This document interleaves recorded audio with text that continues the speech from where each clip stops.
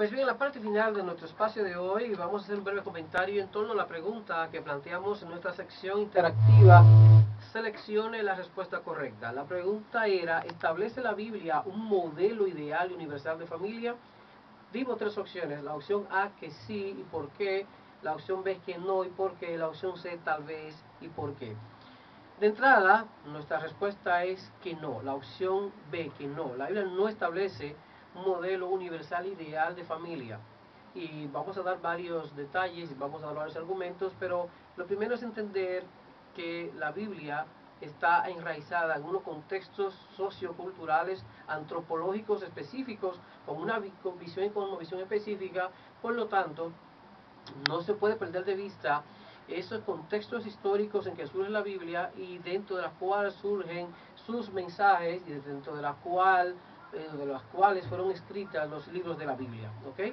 Entonces, obviamente, cada libro de la Biblia surgió para un contexto específico y respondiendo a una realidad específica de ese contexto y dentro de las características propias de esos contextos. Que luego la Biblia se haya hecho universal, entonces amerita un trabajo hermenéutico serio para, por un lado, a través de una exégesis seria, entender lo que realmente apuntan los textos bíblicos y por otro lado, cómo podemos demostrar o darle pertinencia a esos textos que fueron escritos ya hace más de 1000 años y en unos contextos muy distintos a los nuestros y con una mentalidad muy distinta a la nuestra. Entonces, existe pues un modelo bíblico de familia que podamos asumir como el ideal y el que habría de resolver los más acuciantes problemas de nuestras sociedades modernas. ¿Recomienda la Biblia un modelo de familia que pueda asumirse como el garantizado para el ser humano y las sociedades de todos los tiempos, por lo menos con posterioridad al surgimiento de la historia y la tradición judeocristiana? Lamentablemente, aunque paradójica y catastrófica para muchas personas, la respuesta es que no. Ciertamente, un estudio serio de la Biblia pone de manifiesto que no hay en ella la intención de fijar un modelo de familia ideal y panacea para el ser humano de todos los tiempos. A lo más que podemos llegar es a sostener que ciertamente sí hay en la Biblia unos consejos prácticos para las familias de su tiempo, de su tiempo y de su propio marco sociocultural, pero no más. En otras palabras, sin la intención de proyectarlos ni de imponerlos al ser humano de otros tiempos y de otras culturas. En realidad, y como principio general, tenemos que admitir que ningún escritor de la Biblia escribió sino y estrictamente para la gente de su tiempo. Por otro lado, tenemos que reconocer que el problema no está en la Biblia. Me explico. El caso es que fuimos nosotros los que elegimos a la Biblia y no ella a nosotros.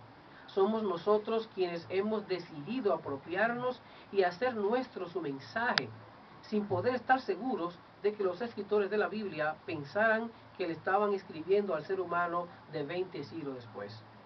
El caso es que nosotros, por lo general, le pedimos a la Biblia mucho más de lo que de ella podemos recibir, mucho más de lo que de ella podemos recibir.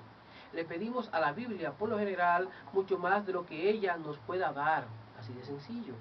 Además, algo que sí podemos hacer, sin duda alguna, es describir el modelo de familia que imperaba y que era característico en los tiempos bíblicos, o en los distintos tiempos bíblicos, lo cual es otra cosa y sobre el cual ya he escrito bastante y sin duda podemos decir que no es aplicable ni funcionaría hoy día.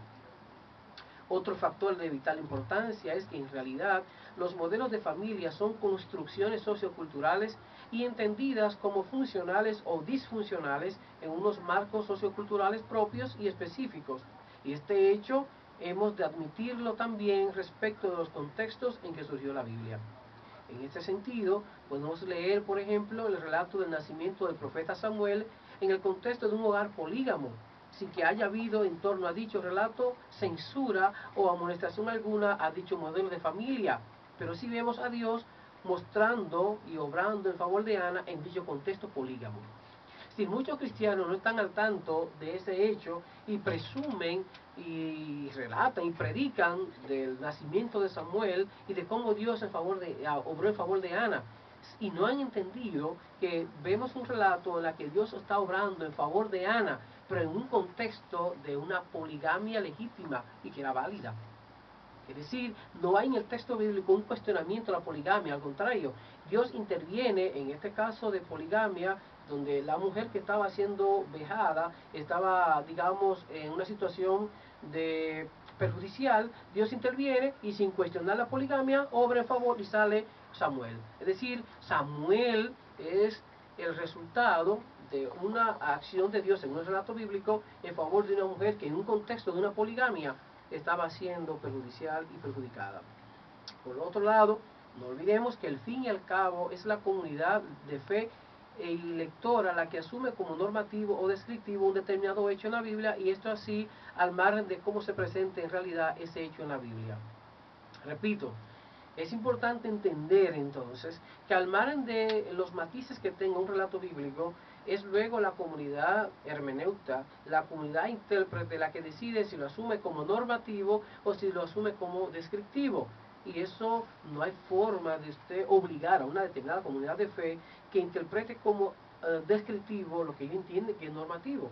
O que interpreten, o sea, no podemos obligarla a que entiendan que es descriptivo cuando algo yo lo he asumido con tanta vehemencia como normativo. Por ejemplo, se ha asumido mucho la idea de que el hombre es cabeza del hogar, de que el hombre es cabeza del hogar y cabeza de la mujer, y que no es un matrimonio entre iguales, mientras que en la sociedad de hoy el matrimonio es una relación de iguales. El texto bíblico, por ejemplo de Efesios, manda a la mujer a respetar, porque suponía que estaba bajo autoridad, y al marido a amarla, porque suponía que era el jefe. Entonces, se entiende que no basta el que sean un hombre y una mujer, como por ejemplo, no es lo mismo que en una República Dominicana un hombre y una mujer formen matrimonio que un hombre y una mujer en el contexto bíblico. ¿Por qué? Por el contexto de la sociedad dominicana y de las leyes dominicanas, de las ciudades modernas, un hombre y una mujer hoy son iguales condiciones, es un matrimonio entre iguales. Mientras que en el contexto bíblico, además de ser un hombre y una mujer, y ser una relación, digamos, heterosexual, al final el hombre era la cabeza del hogar y la mujer estaba subordinada al varón. En síntesis, tenemos que entender estas realidades contextuales de los textos bíblicos para comprender cómo la Biblia habla, y los distintos contextos bíblicos pueden hablar y hacer referencia a la familia, obviamente en ninguna forma pretendiendo imponer esos modelos de familia al ser humano de todos los tiempos. Ese ha sido nuestro comentario en torno a la pregunta de si establece la Biblia un modelo ideal y universal de familia.